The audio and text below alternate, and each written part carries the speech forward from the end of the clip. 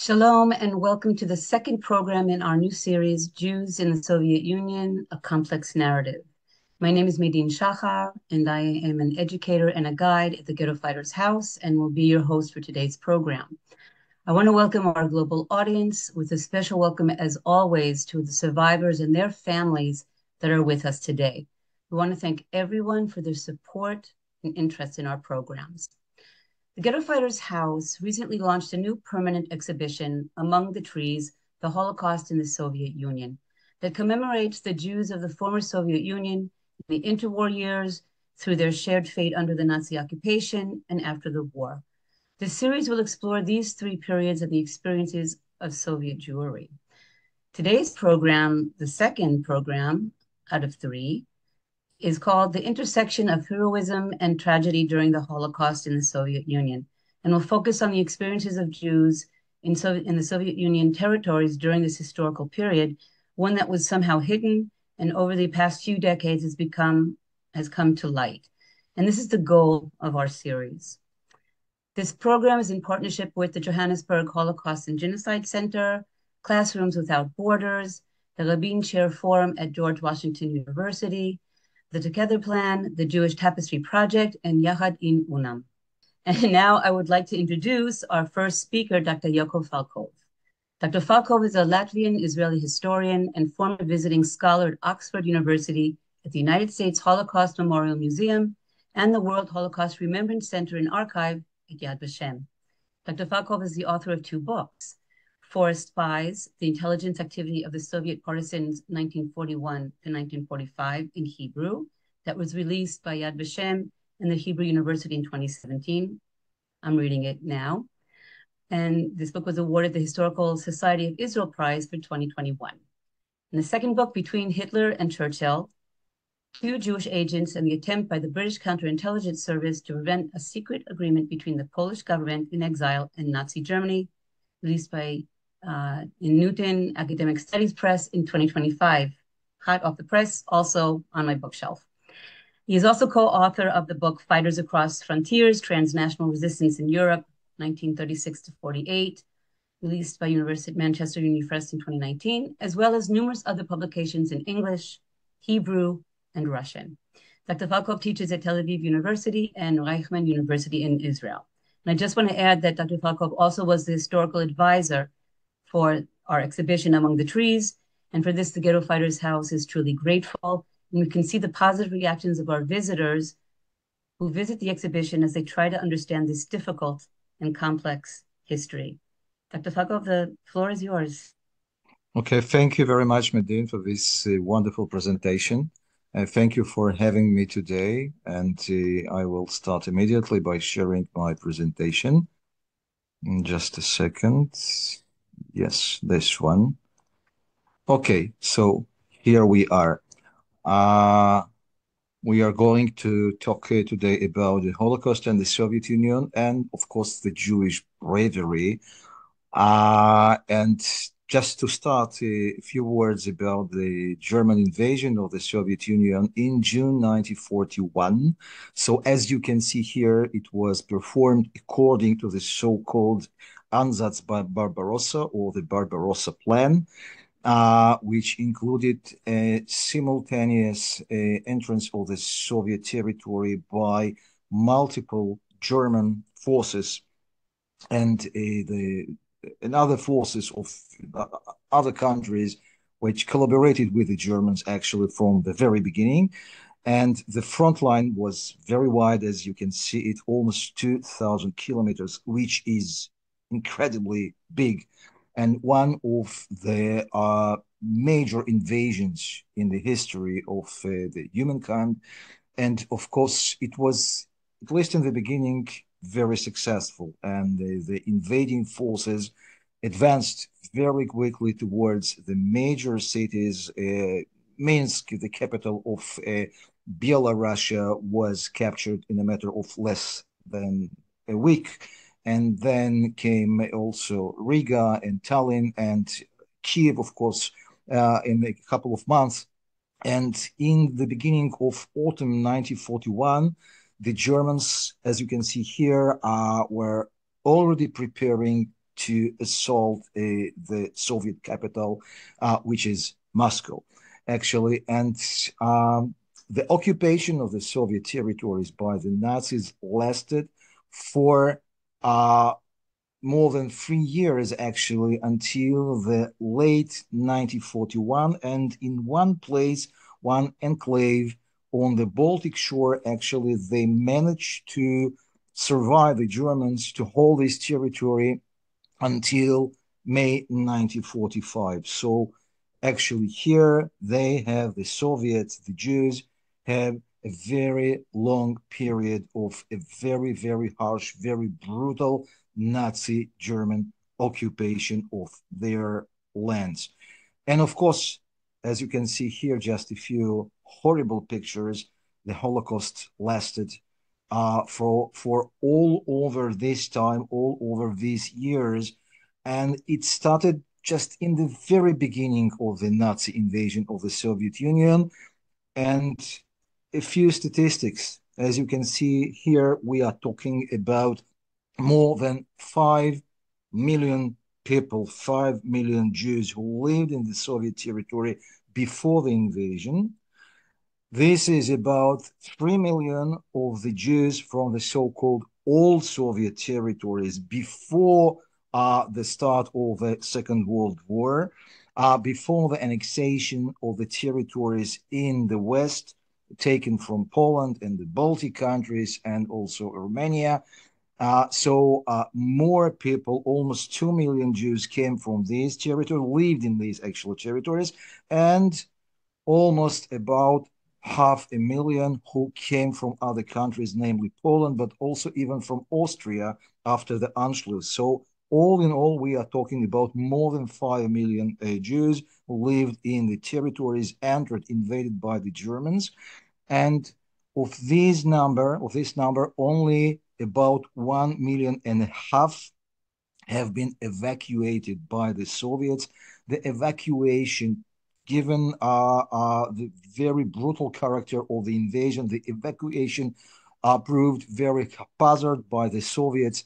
They were thinking actually mostly about the infrastructures of industry to be taken to the east of the country.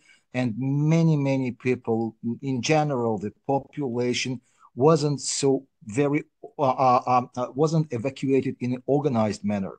So, and this is true also about the Jews. So we are witnessing here only, as I said, only about 1.5 million of Jewish people evacuated into the inner territories of the Soviet Union. And as you can see here, up to 2.7 million who were left in the territories occupied by the Nazis, which is a huge number.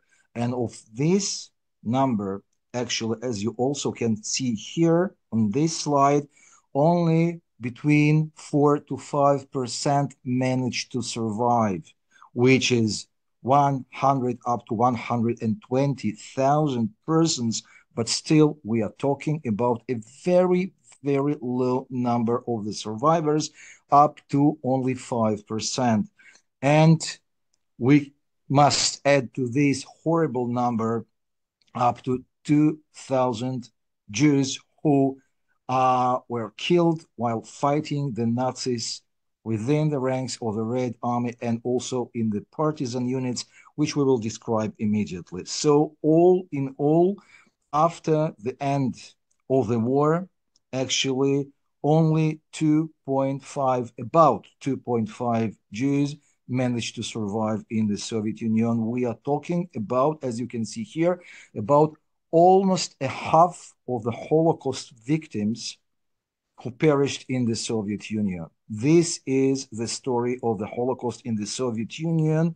Almost a half of this horrible number of 6 million Jews who perished during the Holocaust.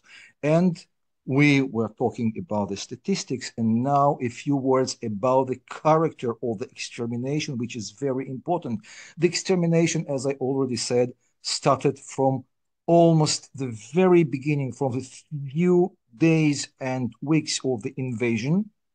And it was performed, as you can see here, by the so-called Einsatzgruppen of the Germans, which were in fact the annihilation, the extermination units who went through the entire occupied territory and killed people openly in many various places, as you can see here. And this is the reason actually that we, until today, we call this event the Holocaust by ballots, differently from Europe, from Poland, for example, where the most or the major part of the Jewish population was exterminated, killed in the camps. Here in the Soviet Union, the Germans, they deliberately were hunting the Jews and killing the Jews in front of the local witnesses.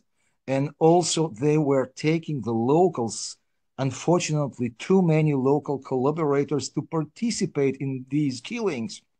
And so, as you can see here, more than 2,600 killing sites were located and identified by by Yad Vashem a few years ago, and this is still a very incomplete number actually.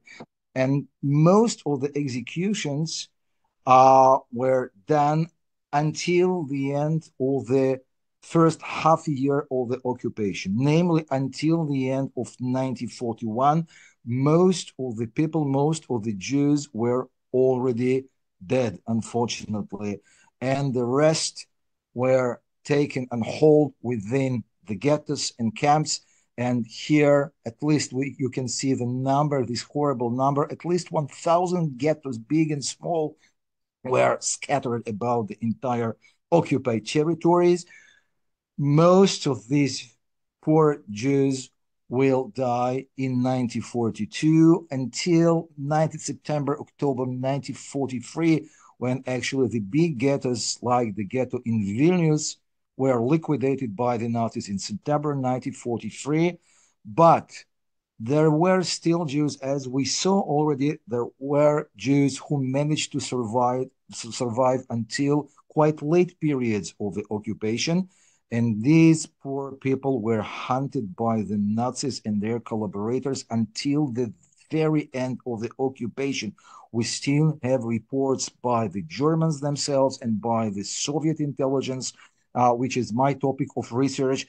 And there were killings reported in the very beginning of the occupation of the Soviet territories back in late 1944. But, and here comes the but despite all these horrible atrocities, and this is amazing, Jews managed not only to survive or tried not only to survive, but also to resist actively to the occupiers, to the killers. And many of them, as you can see here, one of the biggest, the best options was to join the ranks of the Red Army. Those of them who found themselves in the Soviet rear, in the Soviet territory, non-occupied by the Germans, they massively went to the Red Army and were trying to get to the front line and to fight actively the occupiers, knowing very well that actually the Germans and their collaborators, they are killing their brothers in the occupied territories. So here we are talking, just look at the numbers, we are talking about at least half a million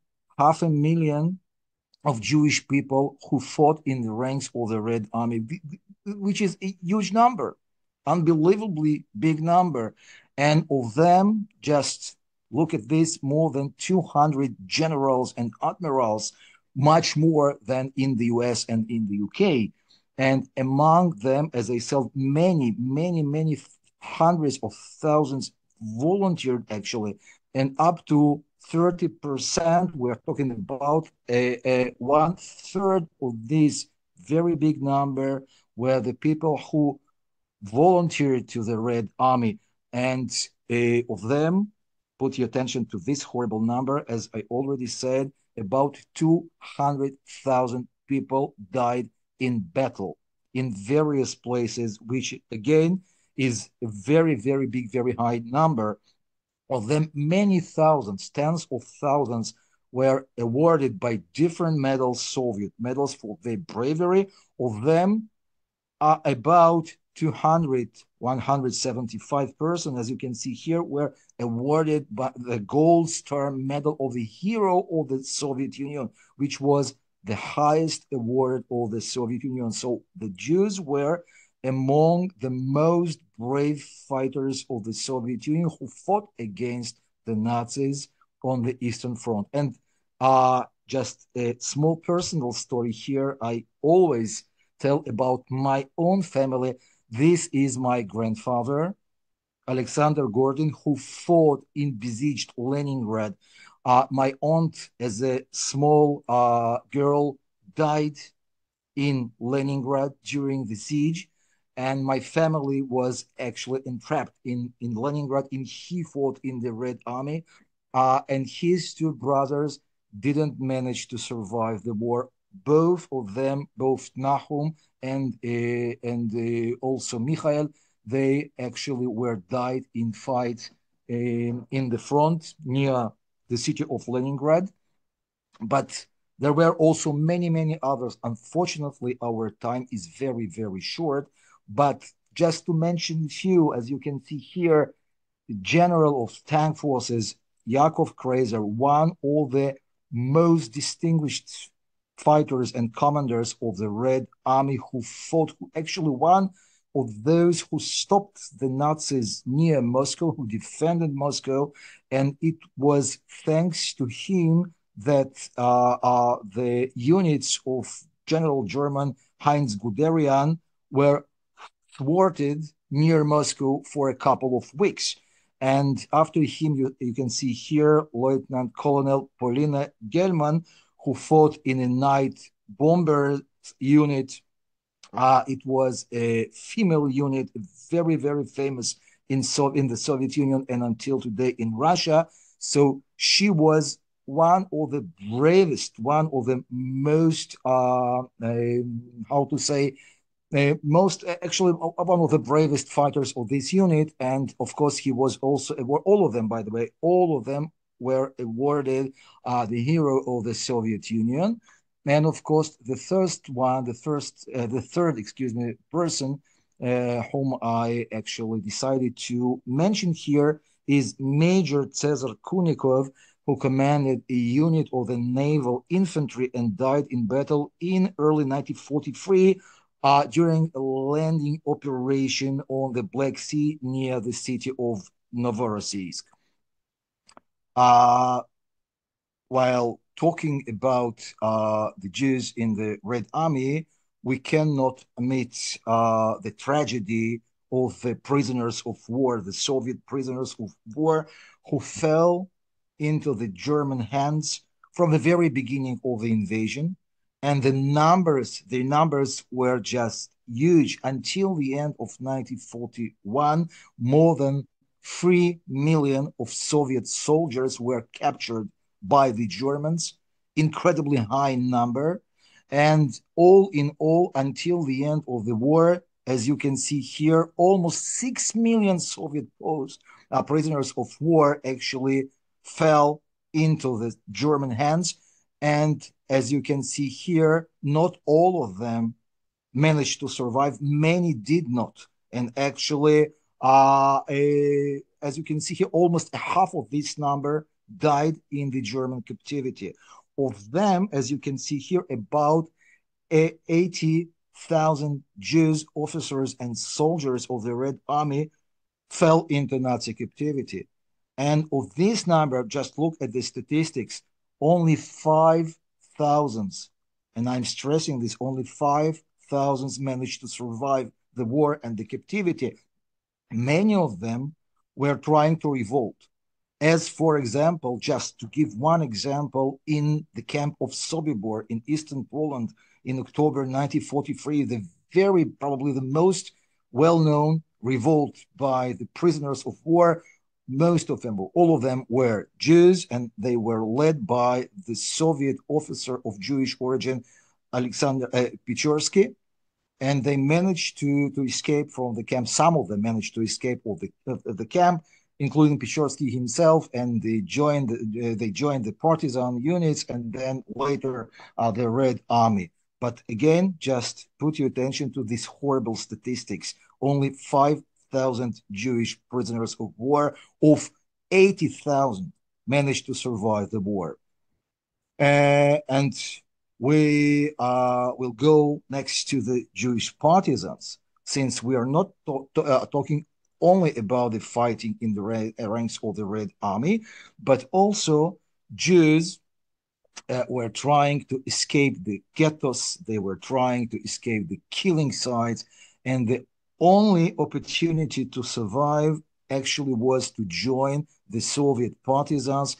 From the very beginning of the occupation, there was a spontaneous attempt by different Red Army units and other different Soviet or pro-Soviet forces to establish the network of partisan units behind the front line in the German rear. And later on, in May 1942, actually, Stalin established a unified command of the so-called Soviet partisan movement. And this gave the opportunity to many Jews to join the ranks of the partisan, now organized partisan movement. And actually, as you can see here, the statistics, about 20,000 Jewish partisans, men and women, and I'm stressing men and women, like I didn't stress it earlier about the Red Army, but also there and here, Jewish men and women were joining the Red Army and also the partisan, the Soviet partisan units.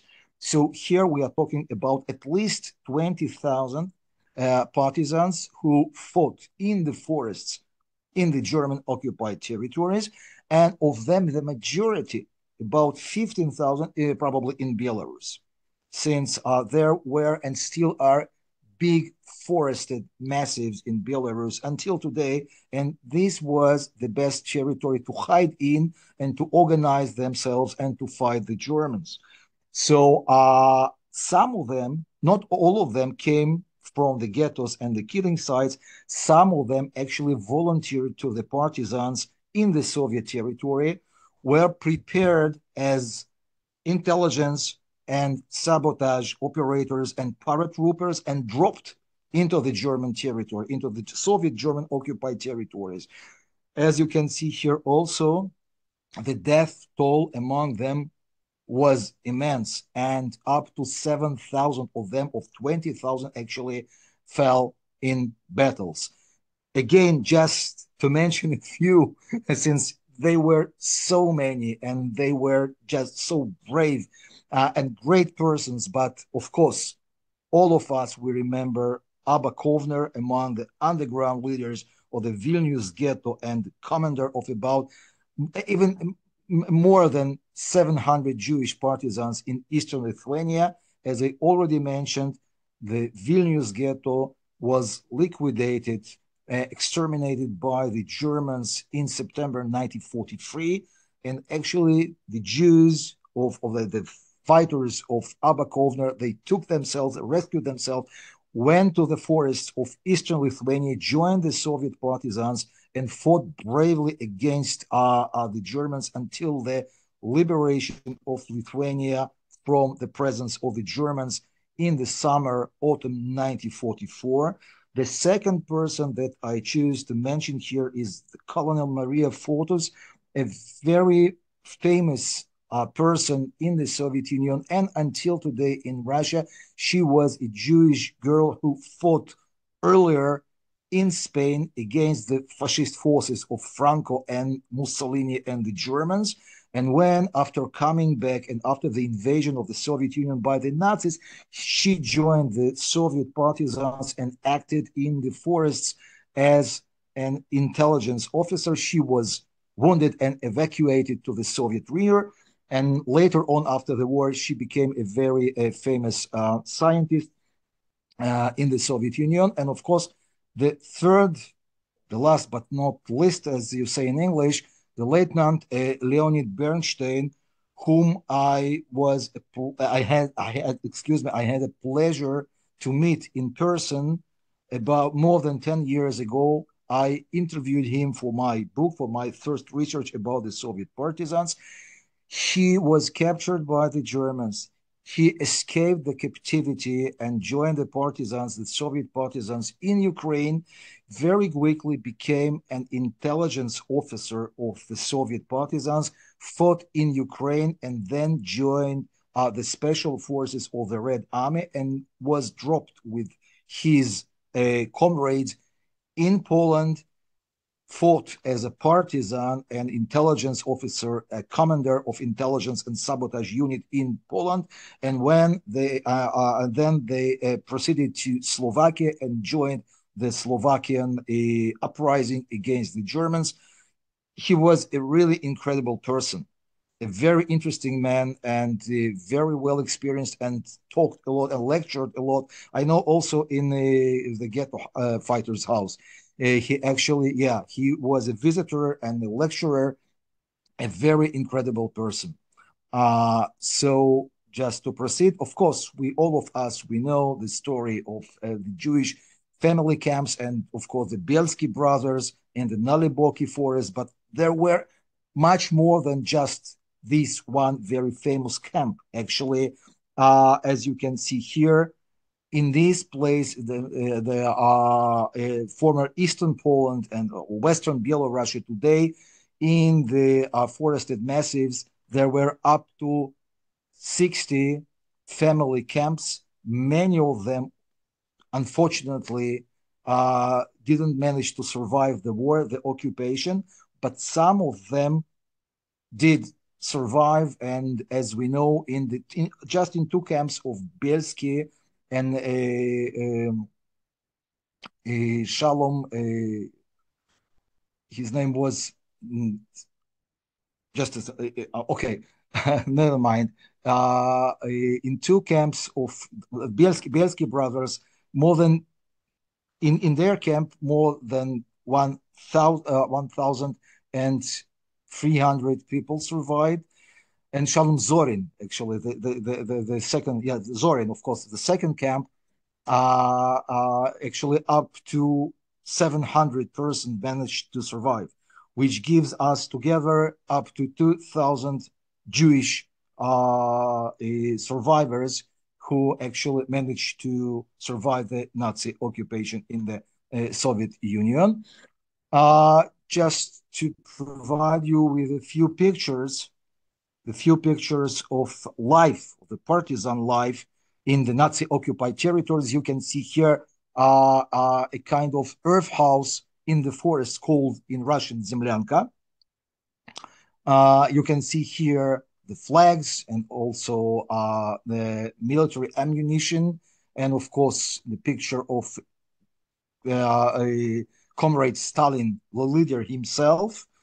And of course the accordion, the garmoshka, called garmoshka in Russian. So yes, this was the opportunity to dig into the earth, under the earth, to hide themselves from the Germans, from the German reconnaissance, aerial reconnaissance. The Germans were used small planes to try to actually to find the partisans in the forests. And also, it was very useful during the long periods of winter in Russia, or in Belarus also, okay, in the forests of Belarus. Uh,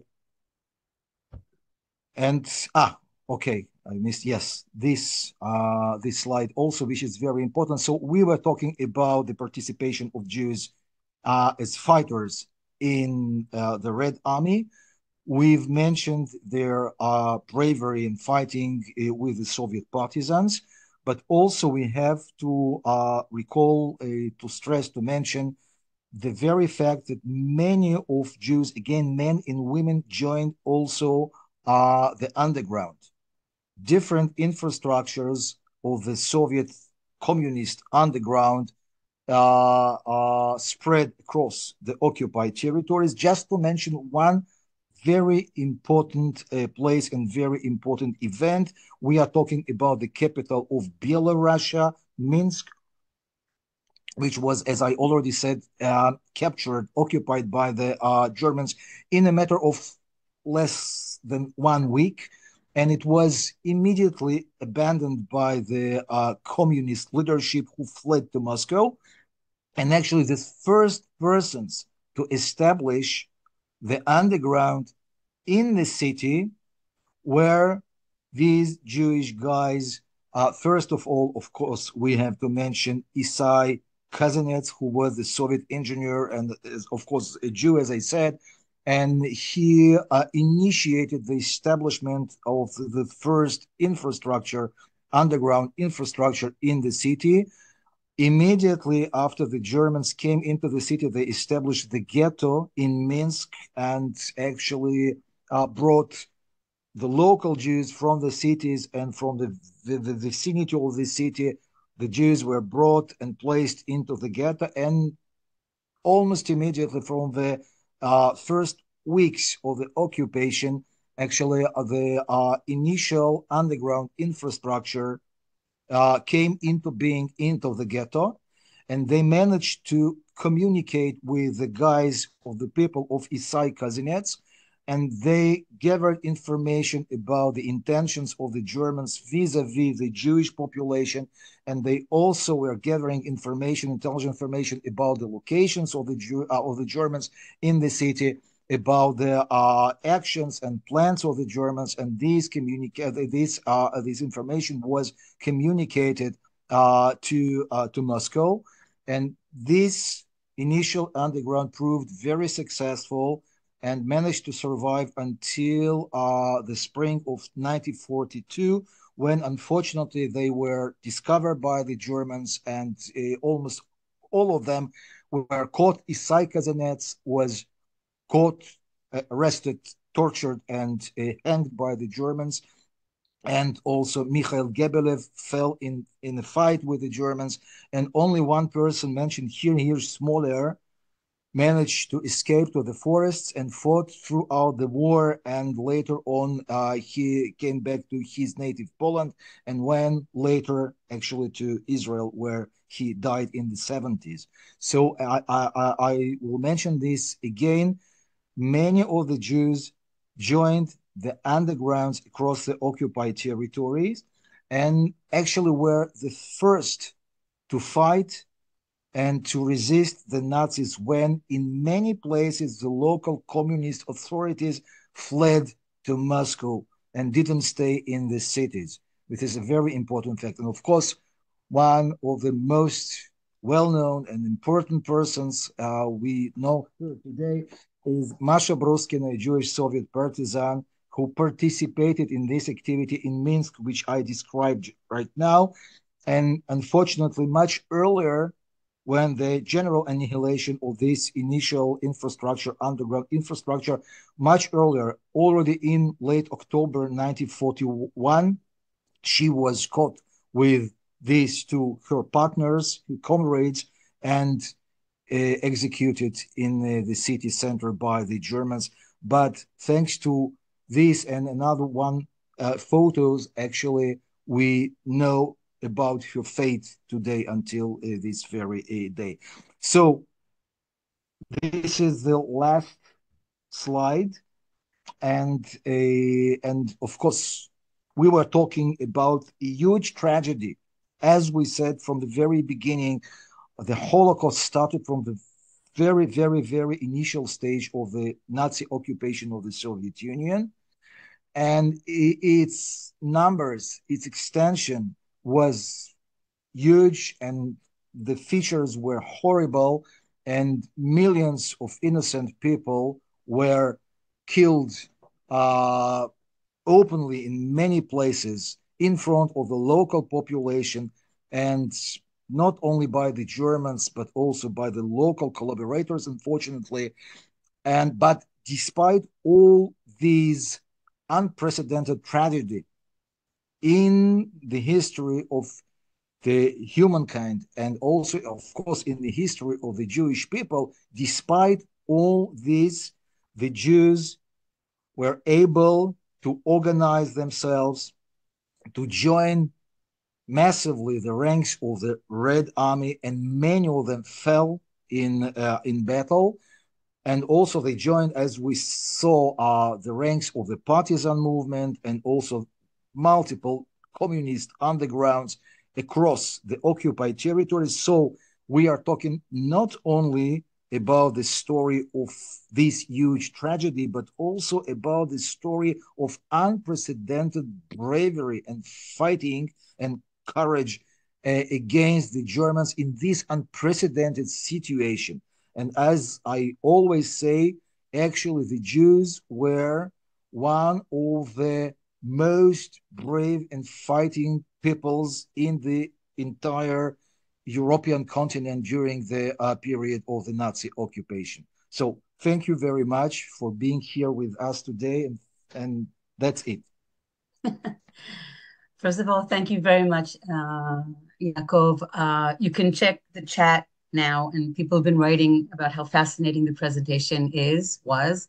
And I also want to acknowledge that there are a few sons and daughters of those that fought in the Red Army.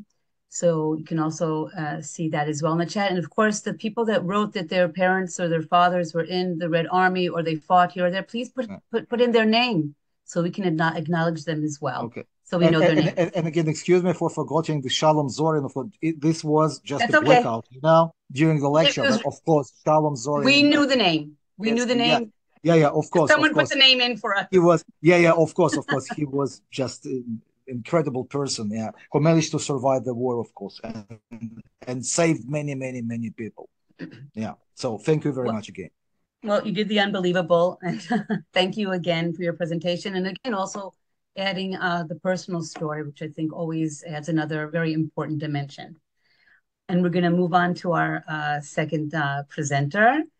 I would like to introduce our second speaker, Dr. Marta Havryshko, who we are honored to have as a speaker once again to discuss the experiences of Jewish women during the Holocaust. Marta is a Dr. Thomas Sand visiting assistant professor in Holocaust pedagogy and anti-Semitism studies at the Strassler Center for Holocaust and Genocide Studies at Clark University.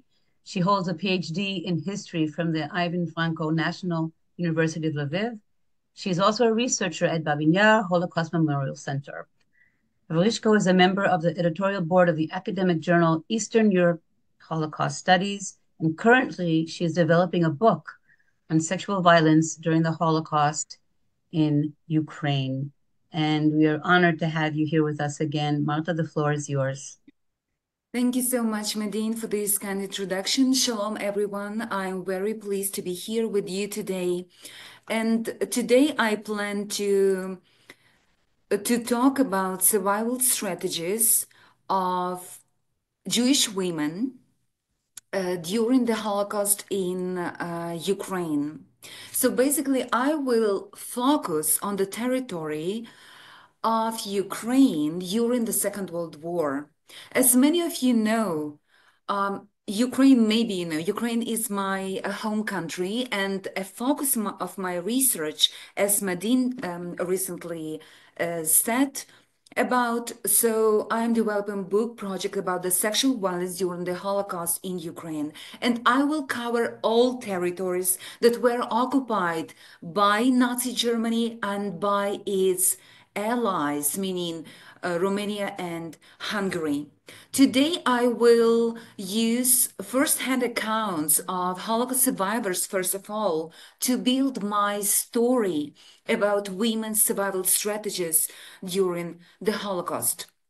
My research is based on analytical category of gender, which I found very helpful when we are talking about women's daily life, about sufferings of women, about women's agency, about life and death during the Holocaust. Why gender is important. For the first time, we started to talk about gender in relation to the Holocaust after the second wave of the feminism in the 1960s and 1970s. So many feminist scholars started to raise attention to women's experience and how this experience actually was different from men's experience. And it has nothing to do with hierarchy of sufferings or with some sort of competition. We are talking about differences that were brought, that were shaped by gender. And wonderful scholars, Dalia Offer and Lenore Weitzman, in their book about women in the Holocaust from 1998, actually described key points. They developed this methodological framework, how we can talk about women's and men's experience during the Holocaust.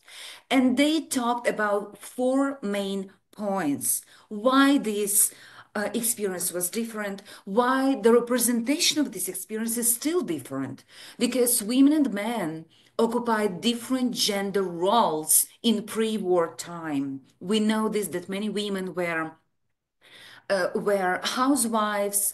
Some of them, of course, many of women in Soviet Union were very active in political sphere, in economic sphere, but many at the same time were, especially in Orthodox families, were housewives. So their primary gender roles were concentrated on caregiving, on their maternity responsibilities.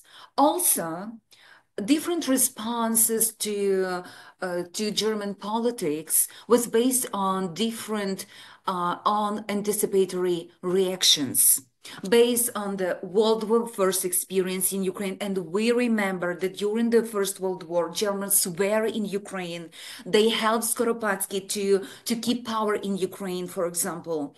And many of them thought, many of Jewish people thought about German as, highly educated people that will never harm children and women and elderly people and most vulnerable people.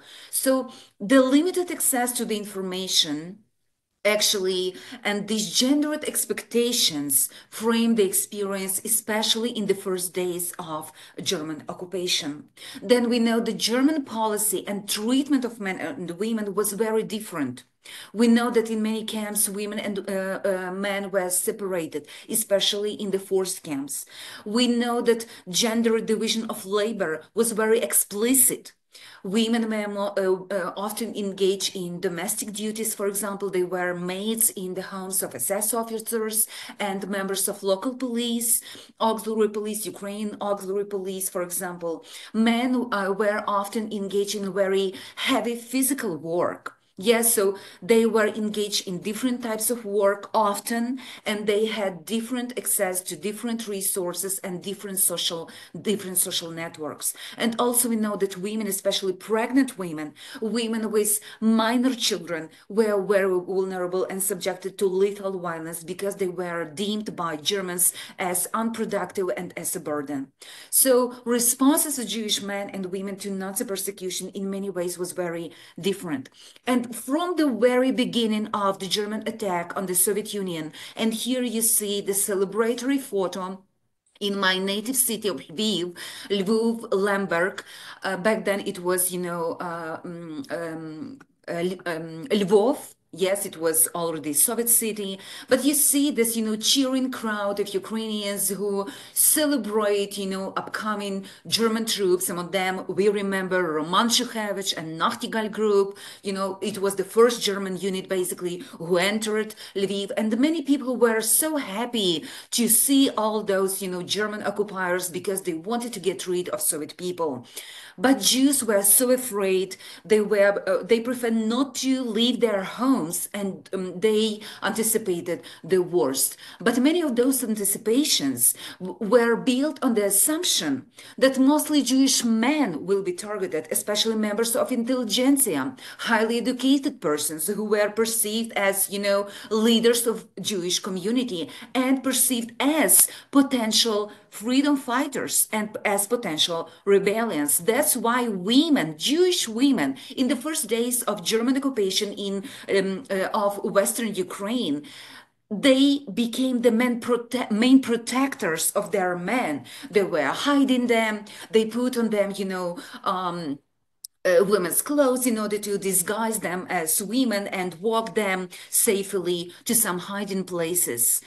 And from these horrible pictures, from Lviv pogrom, these iconic pictures, we see that not only men were subjected to humiliation and public violence, to this sadistic joy experienced by local people who became perpetrators and turned on their Jewish neighbors. Often women were humiliated publicly, and as you see, those ordinary men and women are expressing joy, love, and they incited this violence. Some of them are not happy, some of them are really concerned, but many of them are happy. And we know how many people cheered this violence and became facilitators of anti-Jewish pogroms in summer 1941.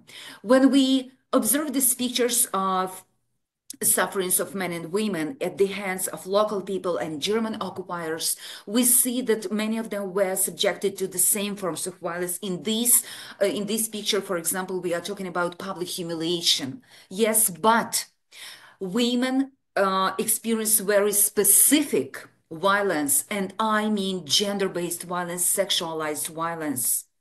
What we know from these perpetrator sources, I mean video materials and photo materials created by Germans for propaganda reasons, we know that many men also experienced sexualized violence during Lviv pogrom.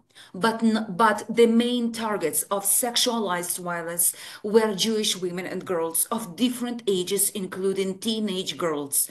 They were stripped naked, they were harassed, they were verbally assaulted, they were paraded before the crowds in order to inflict as much humiliation, as much terror as it was possible due to those circumstances. And the public nature of sexual violence was not only directed on precise victims, it was directed first of all on the entire communities, because women suffered not only because of their gender, but primarily because their Jewish identity, because they are belonging to Jewish communities.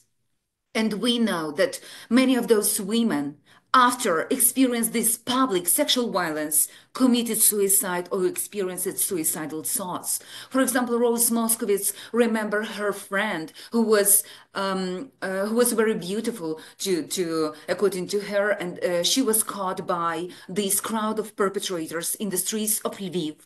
They cut all her hair off and naked ran her down the street screaming. She went home and killed herself. We know that many men were forced to witness how their women, how their daughters, and how their sisters and mothers have been raped by these perpetrator gangs. And some of them, I mean men, also committed suicides. When we talk about this public humiliation, we know that former NKVD prisons were the epicenters of lethal violence against Jews in pogroms in the summer 1941. And I'm sure that you know this Zolochuk Castle, Zwochów Castle, where Jewish women and also were gathered together with men. But at some point, German officers decided to let women go, and those who became main targets of killings were first of all Jewish men.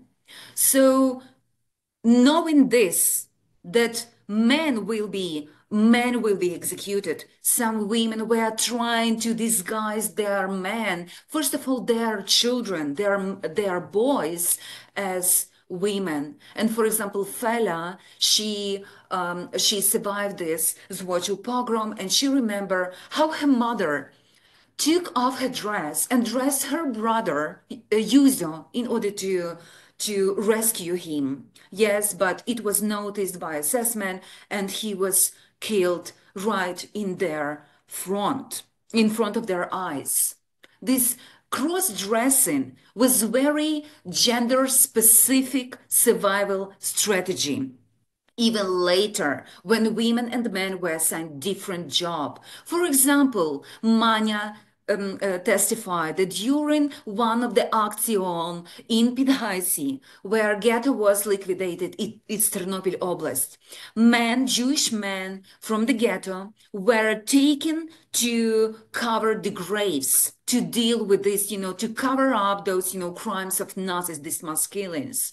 And only men were taken away. So what Manya did and other women, they took clothes from dead men, Jewish men in this ghetto, put on them in order to be taken to this work. Why? Because it was the only way for them to survive. And we know from Manya testimony that several women survived in this way, this horrific event.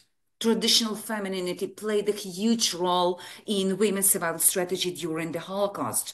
Domestic skills, nurturing and caregiving skills, were a great benefit for women. And I must notice that many Jewish women from central part of Ukraine, from eastern part of Ukraine, they remembered hunger during the Holodomor, the great famine of 32, 33 under the Stalin, and they used this, use this knowledge and skills to make, pancakes in quoting marks, and to make food from everything that possible, so this memory, this painful memory from famine was beneficial for them even in these circumstances.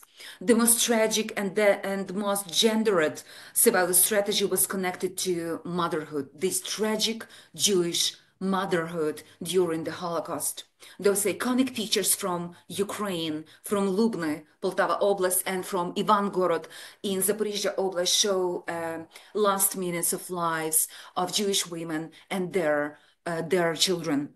And we can only imagine the cost of these last moments, how they were trying to comfort their children, to keep them safe, and to assure them that they should not fear of what will happen next. And when I became a mother and I started to listen to the stories of Jewish mothers, it was so touching for me, and it's a sign of such a great agency, such a great bravery, because women like Vanda, for example, who was left behind by her husband, who was drafted to the Red Army, to the retreating Red Army in 1941, was left alone. And she remember, I encourage you to learn her story from Shoah Foundation. She discussed how she was trying to use her social networks and her skills, her wonderful knowledge of Ukrainian Polish language, not only to keep herself safe, but to save her child Frida, who was born Frederica, who was born in 1939. At first, she struggled to place her in the hospital, and she remembered how she visited her in hospital, how she was malnourished, and saw how it was so painful to watch her fate at the hands of local medical staff at this hospital. But at least she was safe because because it was the arrangement with local nurses that this girl will be disguised as Polish girl. Then she placed her girl in Polish family. It was a single Polish woman with 2 children, and the price was very huge.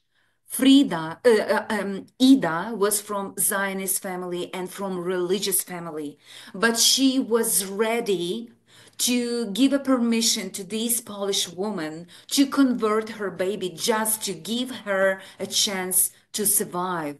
And later, Ida told us history of her survival as a forced laborer in Germany and her struggle for bringing her daughter to the home because she couldn't find her. She had a trial with men who claimed that he's the father of these girls. So it was a very complicated story, but it's at the same time it's a very tragic story, but at the same time it's a very inspiring story of brave Jewish mother who was willing to sacrifice everything just to keep her daughter safe. But at the same time, we should remember that many Jewish women were in a situation of choiceless choice. We know that many Jewish hiding place were not willing to keep women with small children because they made noise, and they were really afraid that the entire group will be discovered. From the testimony of Kristen, we learned that one of the Jewish women in their group in hiding place basically suffocated her own child because she was so desperate, and she realized that this child decreases chances of the entire group for survival. And it was the tragedy of Jewish motherhood back then that should be acknowledged. Many women relied on social networks during pre-war social networks during the Holocaust. For example, Rosa from Rohatyn described how, when she was in the ghetto together with her parents, Anna Kosmina entered the ghetto and started to talk with her and her family members. And they knew her very well from the pre-war times. And what is very important in this regard, Anna Kosmina was the wife of local policemen. So basically, on the one hand, she was the wife of the perpetrator who was complicit in the Holocaust. But on the other hand, she was her rescuer. And when Ruza was asked during the interview how they treated you, she responded, like the member of the family. I was having meals with their family. I never walked home, meaning to Rohatyn ghetto, without giving something to my parents. And it often was not only bread, but it was sugar, and it was even meat that was so difficult to obtain. And later, after the Holocaust, after the war, Anna Kosmina was a friend, of course, with her family, with Ruza's family, and Ruza attended her funeral. I loved her like a mother, she remembered. So this social network between, Ukraine, Polish, Russian, other and Jewish women was so vital during the Holocaust in order to survive. One of the most dramatic choices made by Jewish women was connected to their bodily integrity and to their sexuality. We know that despite of Rassen Schande, many German soldiers, SS members were involved in gender-based violence against Jewish women in different localities, in hiding places, in ghettos, in camps, in the streets, everywhere. And also local perpetrators were facilitators of this, often facilitators of this sexual violence. And we know that many women in their testimonies try to describe their agency, how they were proposed basically to be engaged in transactional sex, and they resisted. Yes, because, for example, Sonia Diamond in Volyn region, she described how Polish man, her aid giver actually, was trying to benefit from her vulnerability. And she said to them, no, I will never sell my body. And we have a lot of those stories, but we should remember that agency of women and survival strategies are not limited only to resistance. Today we know that and we realize completely, every single woman has the right not to resist in order to increase her chances for survival and the chances for her loved ones. That's why many women decided not to resist, and they were engaged in sexual barter. For example, Galina Klosman from Antonovka camp in Kyiv region, she described openly one woman from Pyatigorsk who was involved in the sexual context with local policemen, and according to her testimony, it gave her a chance for survival. From Kamenets-Podolsk ghetto, we know testimony of Jewish women survivors who described their fellow Jewish sisters in this ghetto, who asked local policeman Tchaikovsky, Ukraine policeman, Ukraine guard in this ghetto. They basically proposed them sex in order to receive the permission to go outside and find some food. But we should also remember the price of this sexual transaction. And Clara remembered they would later come to me and my mother, cry and tell us about it. In many cases, it was very choiceless choice. And in many cases, those women who were engaged in sexual barter did this, first of all, not for themselves, but for their loved ones, like Rina. She was a teenage girl. And someday, and both of she and her mother were trying to hide in Lviv, and they pretended to be Polish girls. But one Polish couple actually knew that they were Jewish, and he demanded sex for the silence, and she agreed to that because for her the saving of her mother was the most sacred duty and the most important thing in her life. We know that in many cases, aid givers, those who were rescuers, those who were portrayed, after the war as, brave people, often demanded sexual favors from vulnerable Jewish women. And Henry, for example, he remembered when his aid giver actually told his sister, if you want me to hide you both, you should engage in sexual intercourse with me. And she agreed. And it was very painful for Henry even to talk about this. It's very interesting how he described this story because it was, story that they never talked about. But he actually was very grateful to his sister for this commitment. We should remember that in many cases, not only women made these choices about sexual transaction. For example, Nelia remembered one situation in Kopygorod ghetto. A situation concerns Zita, a beautiful Bessarabian Jew, and the head of the gendarmerie fell in love with her, and she didn't want to have any contact with him. But then she described elderly Jews came to her and asked her, so she agreed. So basically, we have community members who shared responsibility for those choices. And it was so painful for some women after the Holocaust that they were blamed actually for this prostitution, and many of them were asked about their morality was questioned, their behavior was questioned, but in many cases, their choice was choiceless choice and was agreed with other community members because it was the sacrifice needed for the survival of so many Jewish people.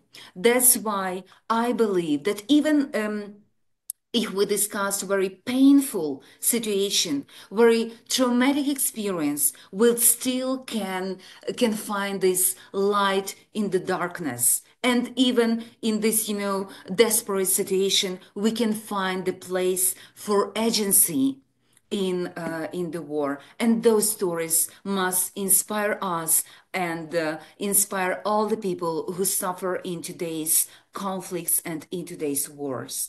Thank you so much, and I will be glad to respond any questions that you may have. Thanks a lot. Marta, thank you so much. And someone wrote it very beautifully in the chat box that if we're talking about the hidden Holocaust in the Soviet Union, what was even more hidden probably was the situation of women during the Holocaust. And we've been trying over the last 2 years to bring light, like you said, to their stories, to bring back agency and to understand this very, very complex history. So thank you again. And I have to say, studying the Holocaust in general is difficult. Researching the Holocaust is even more difficult, but this specific type of research is even more demanding. So thank you again for that. And I want to move on to our final speaker, Mr. Marco Gonzalez, the director of Yahad-In Unum, which was mentioned at the beginning. We are honored to have had the opportunity to partner with this most important organization, Yahad-In Unum, and to have their project as part of our exhibition Among the Trees. And now a short introduction. For over 2 decades, Marco Gonzalez has been directing Yahad-In Unum, an international organization devoted to the identification of mass graves from the Holocaust, forensic investigations, the search for the missing victims, testimony collection of local witnesses, and gravesite protections. Once again, another difficult research. The team has uncovered 3,000 mass grave sites in Eastern Europe, recorded more than 7,000 local witness accounts, and developed methods that have been applied to more recent and ongoing genocides in the former Yugoslavia, Syria, Northern Iraq, and Latin America. Working as director of Yahad-In Unum, Gonzalez has scoured Eastern Europe for witnesses in corroborating evidence of Nazi war crimes by the Einsatzgruppen, the Nazi death squads that were also mentioned by Dr. Falkov. These soldiers hunted Jewish and Roma citizens across Eastern Europe, village by village. They gathered their victims in groups, shot them, and buried them in unmarked mass graves. This dark episode of history has been termed as the Holocaust by bullets, and we are looking forward to learning more about this project. Marco, the floor is yours. Thank you very much for this wonderful introduction. Martha, I really appreciate the work you're doing. I'm in Guatemala now, and yesterday we just opened the 3rd edition of an exhibit of violence against women worldwide, based on the researches of the organization in Eastern Europe, in Iraq, and in Guatemala. And it is shocking, at the same time it is amazing to see how these parallels and how women are used every time there is a genocide and every time there is a war, and they are used and many times considered as collateral victims, and they are not recognized of the suffering and everything that they have gone through when there is a genocide or a war. So I was very moved and touched by your investigation, because it's so good to tell the whole world that this happened 80 years ago in Eastern Europe and everywhere with the Jewish women, and still happening today in many conflicts around the world. Talking about the investigation of our organization, my topic is the difficulties or the challenges to collect the evidences of the killings of Jews and Roma in Eastern Europe 80 years later. All these facts happen 80 years later. Dr. Jacob spoke about the numbers and how few survivors only, Jewish survivors, came out from the Second World War in Eastern Europe. So the investigation that our organization is doing for 20 years is localizing the exact killing sites, village by village, using archives, German archives, Soviet archives, and then collecting the testimonies. But this is very important for you to know. The collection of these testimonies are not from survivors, are not from perpetrators. And as we are collecting these testimonies 80 years later, we're talking about those who were children or teenager at that time. The neighbors, they were not victims, they were not perpetrators. Many of them, it just happened that it took place in the background of their houses. But they saw everything and they want to talk today. So I'm going to ask Yoni if he could be so kind to open the first video that is on the webpage of our organization. So that will give you an introduction of the work that the organization is doing, not only in Eastern Europe, but also going somewhere else and finding the same parallels that we found in Eastern Europe in the shooting of all these millions of Jews and Roma in these countries.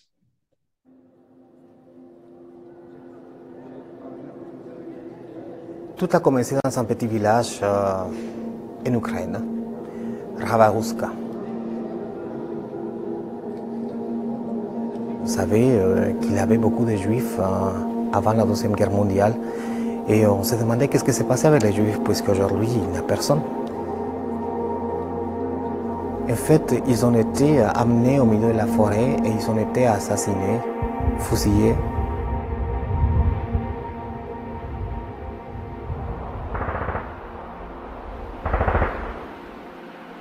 Et puis on a découvert que les Juifs n'étaient pas enterrés, que personne ne savait où c'était, que personne ne voulait parler, que tout le monde disait il n'y a jamais eu de fusillade.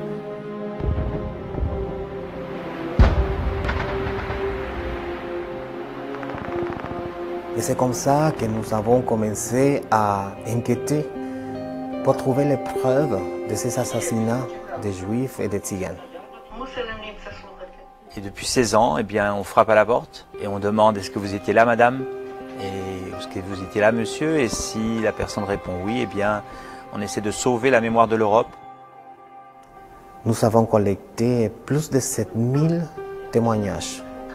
Je dirais c'est un challenge difficile parce qu'il a fallu admettre que finalement les voisins des Juifs ou des Tziganes sont contents parce qu'ils auront la maison, parce qu'ils auront les filles, parce qu'ils auront l'argent, les bijoux, les chaussures. Il y a toujours des angles morts hein, dans les génocides, dans les crimes de masse, dans les crimes en général. Et nous, notre mission, c'est aussi d'aller dans ces angles morts-là. C'est ça qui nous a amenés dans les petits villages des peuples quichés au Guatemala. Selon les historiens, il y a eu entre 250 000 et 500 000 victimes. Là encore, on a interviewé des femmes, des hommes qui ont survécu. Je me souviens de cette femme qui était enceinte de 8 mois, qui a été violée alors que l'on tuait son mari et ses autres enfants. Et donc ça nous a ouvert à nouveau la zone grise des massacres de masse dont personne ne parle, que tout le monde oublie, parce que c'est pas à la mode, parce que ça n'attire pas les médias. Et puis est arrivé le génocide des Yazidis par Daesh. Lorsque moi-même j'ai vu les images à la télévision, ça m'a paru clair qu'il fallait aller en Irak. D'organisation de recherche, d'organisation de recueil de preuves et d'enseignements, on a développé une expertise d'aide aux survivants. Et c'est ça qui nous permet aujourd'hui de pouvoir agir quand il se passe quelque chose dans le monde. Certains sont mobilisés par le réchauffement climatique et c'est très important. Certains par l'écologie et c'est très important. Mais tous les jours aussi on tue, on égorge, on met des bombes. Une fois c'est à Kaboul, alors bon, Kaboul c'est loin. Une fois c'est au Nigeria, oh bah on ne sait pas trop où c'est. Et puis tout d'un coup c'est pas loin de Paris, tout d'un coup c'est à Nice. Tout d'un coup, c'est à Orlando. Alors là, on est touché. On est touché parce que c'est les voisins. Il faut que chacun prenne ses responsabilités. Yahad, c'est aussi pour connecter d'autres personnes qui dorment mal lorsque l'on tue quelqu'un très loin. Si on continue à bien dormir, on va se réveiller dans un cauchemar.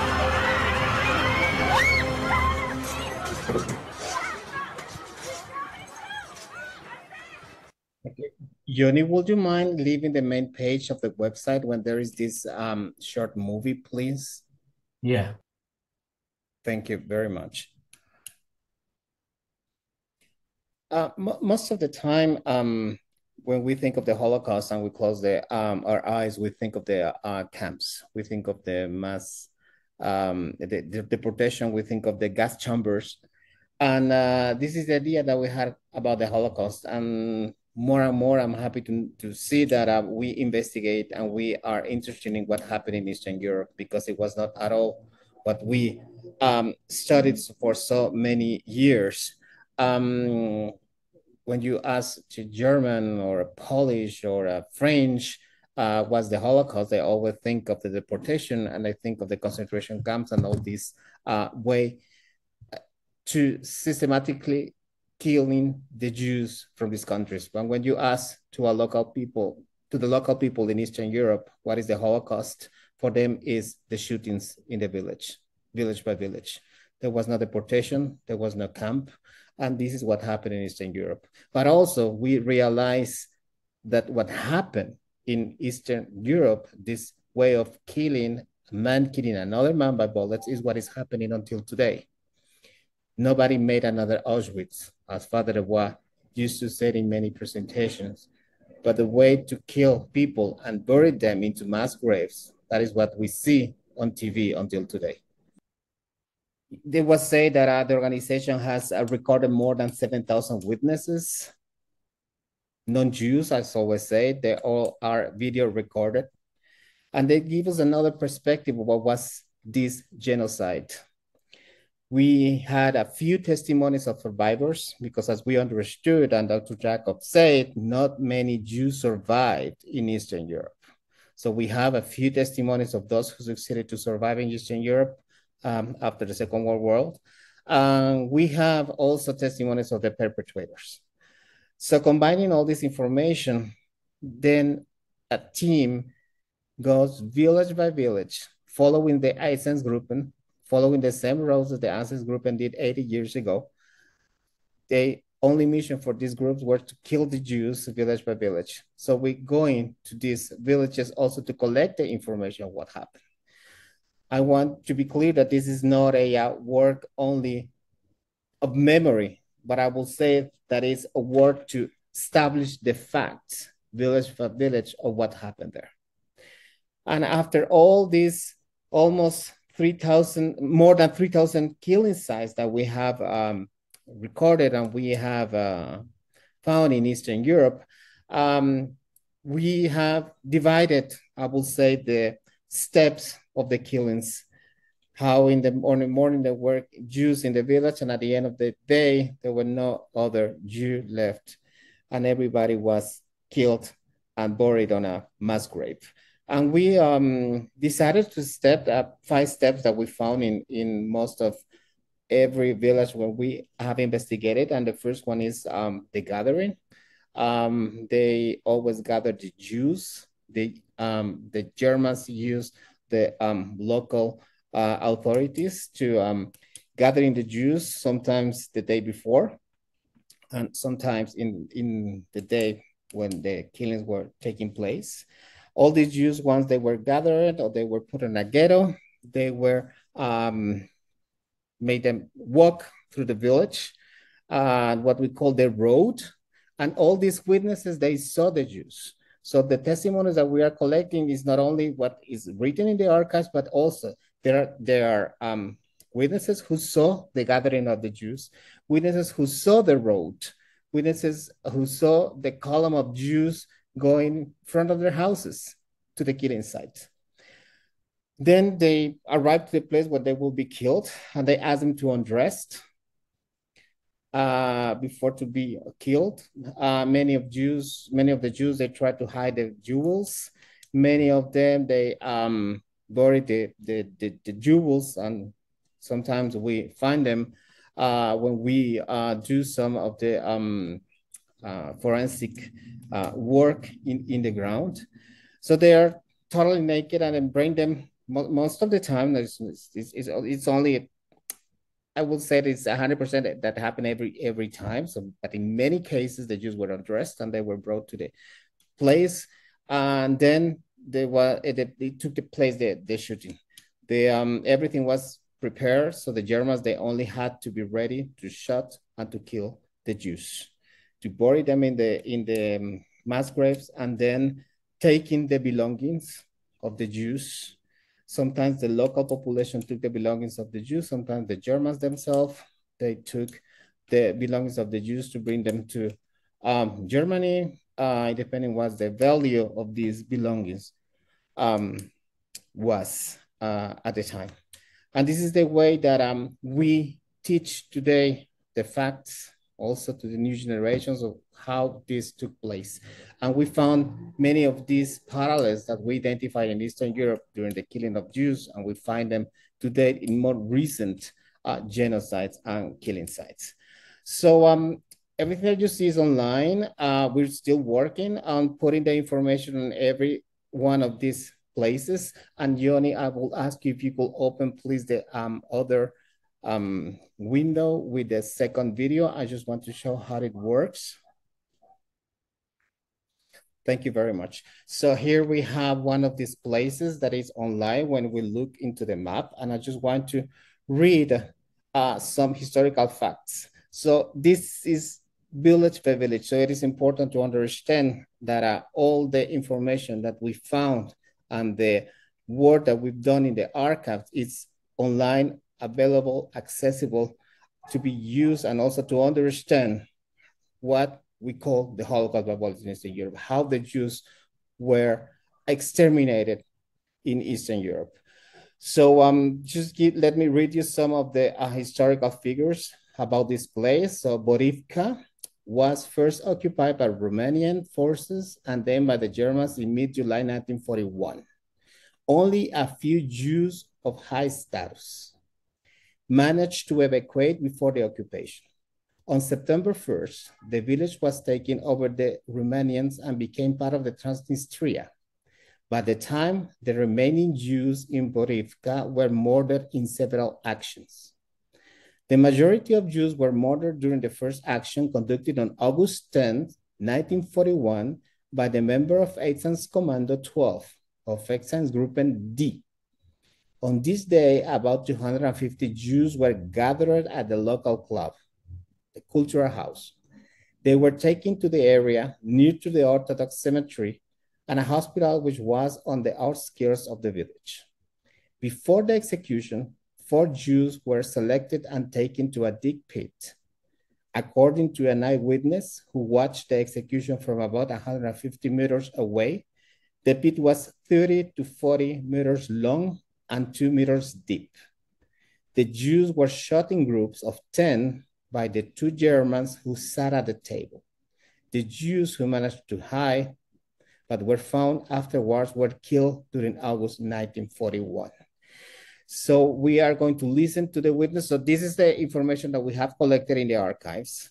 And then we'll take an extract, we'll see an extract of the testimony of the witness who confirms in many occasions what it's already written in the archives. So Yoni, if you could please play the video. 9 числа, 10-го, по селу пішов, поговорив, буде акція на євреїв. Ну, 11 серпня, 11 августа, зранку, з мого двору, якщо я виходжу на погреб, і погреб там висота, і вижу село, за селом наші 2 довгі будинки лікарні, туди всіх євреїв, поліцаї зігнали всіх євреїв. Я побіг на другу вулицю, там жив мій двоюродний брат і його друг. Вони на 1 рік старші мене. Ми побігли подивитись, що таке. Но туди побігти не можна, там поліцаї. Ми побігли на кладбище, на кладовище. Заховались між могилками, і там кущі, дерева, кущі. Ми заховались в 150 метрах від лікарні. І нам все видно, що робиться. За лікарнею метрах 100, ну, я не знаю, 100-150, великий рів є. То туди, коли працював цукровий завод, відходи всякі зливалися. І метрах 50, може 50, перед тим ровом стоїть стіл, довгий стіл. На столі 2 станка, в станках автомати німецькі. Заховались в кущах там, та 100, може 200 метрів, 150, але ми обличчя бачили, розлічали обличчя. І бачу, сидять, підходять 2 в сірій німецькій формі, але без знаків розлічення. В формі, автомати, флажок, а поліцаї піднімає флажок червоно-чорний прапор. Я зараз, як побачу той прапор, бачу ці всі, махнув, поліцаї виводять групу людей, євреїв. Жінки, там 5, 6, 8 чоловік виводять з дітьми на руках, виводять, поставили на борту і ці два з автомату сидять на стульчиках і так, як кіно, показують. Розстріляли ті люди, попадали, хто там.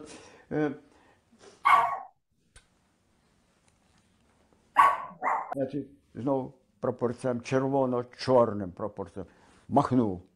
Виводять нову групу, там 4. Виводять, дивлюсь, мої соученики Сара Шихман, Женя Міштикман, дівчатки, Ріва Косянська.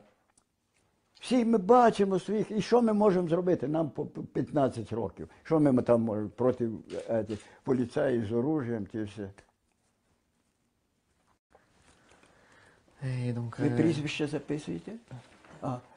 Встиг записати?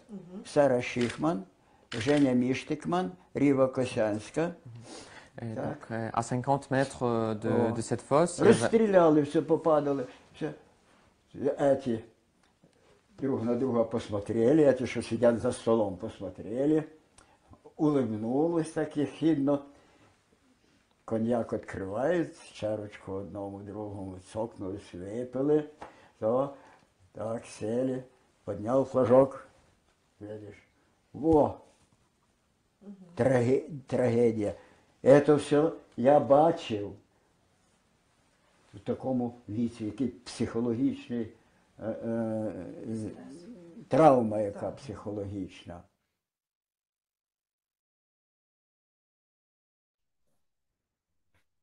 Thank you. As you will see, all these witnesses are willing to tell the story. In many cases, nobody came before to ask them about what happened. And this confirms also all the information that we found in the archives. When we began to do this investigation together with Father Patrick Debois, who is the founder of Yahad-In Unum, we never expected to see that it was a whole continent of extermination by bullets, in most of the cases against the Jews. I think it is important. I'm going to finish this presentation. Everything is online, and we're still working to put this online. I will let you know that a big partnership with Yad Vashem will be done in the next couple of months, and all this information will be also available at some point in Yad Vashem. And we already have many of this information at the museum with Marina, as she mentioned at the very beginning. So this is not a private collection. This is open for the researchers, for the students, but also for the families, because many families, they don't know anything about what happened to their relatives in Eastern Europe during the Holocaust.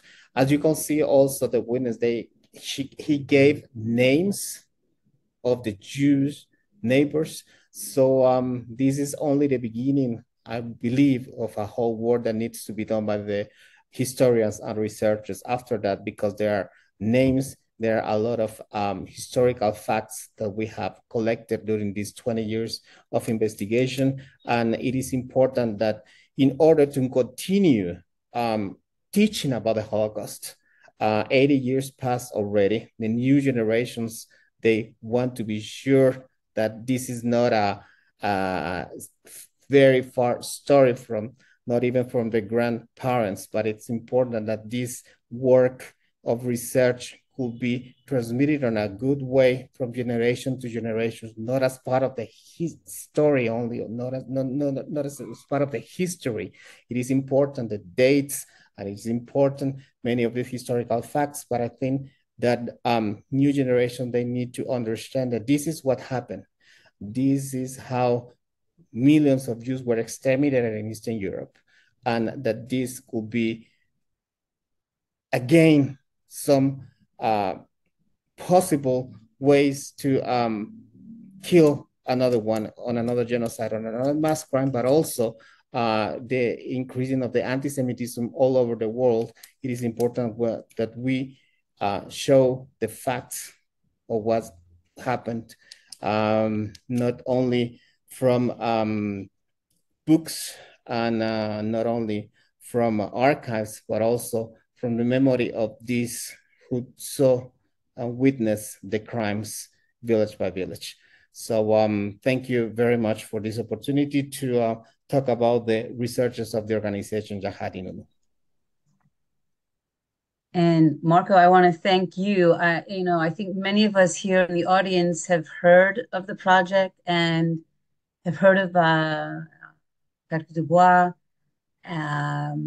but we're so honored to meet you and to get an opportunity to hear from you the work that you're doing. And like we were just talking about how difficult it is to talk about the women during the Holocaust, and now we're going back, and I'm thinking, what's more difficult? I don't think you can find anything more difficult. I just want to say that when you opened up the website, you see how professional it is. You see that it's tracked, it has a number, it has a name. But I think more importantly, listening to testimony of this man who, when he talks about his classmates, he goes back to that day and he's there with them. And like you said, nobody talked about it. And we'll be talking about that in the next program as well. There is one question for Dr. Falkov. It's very late here. It's up to you if you want to relate to it. Did you see the question about Roman Sinti? Yes, just briefly, thank you very much. Yeah. You're right, a very important question. So there is no an exact estimate, unfortunately, since we are talking about, again, a huge tragedy, almost unrecorded in the real time. So as I saw, the numbers are between 250,000 up to 1 million and probably even more.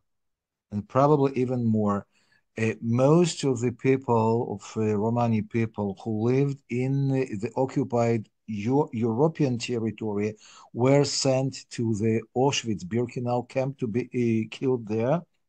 And the rest in the occupied territories of the Soviet Union were killed like the Jewish people by bullets just in the open air in many multiple places.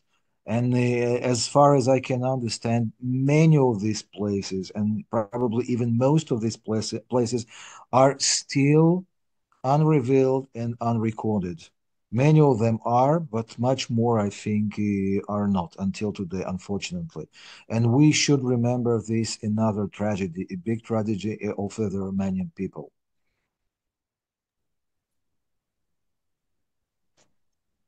I cannot hear you, unfortunately. There. Right. Okay, yeah. I just wanted to say that thank you for giving a very exact and short answer. I remember when I was in Berlin and they were just starting to organize the memorial and for the also for the LGBT community. So these things are happening slowly, but they're happening, and I can't imagine what it would be like to not know what happens to your family. They disappear. There are no traces. So all this research is just so important. So with that, I do want to thank all of our guests once again, Dr. Yaakov Falkov, for our introduction to the tragedy and the heroism during the Holocaust in the Soviet Union, and to Marta Havryshko, Dr. Marta Havryshko, for doing your research and making it available to us.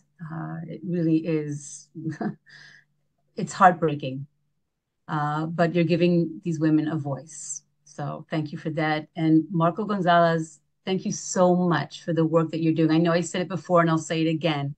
Such important work, your map, the website, the availability, the tangibility of what happened in time and space.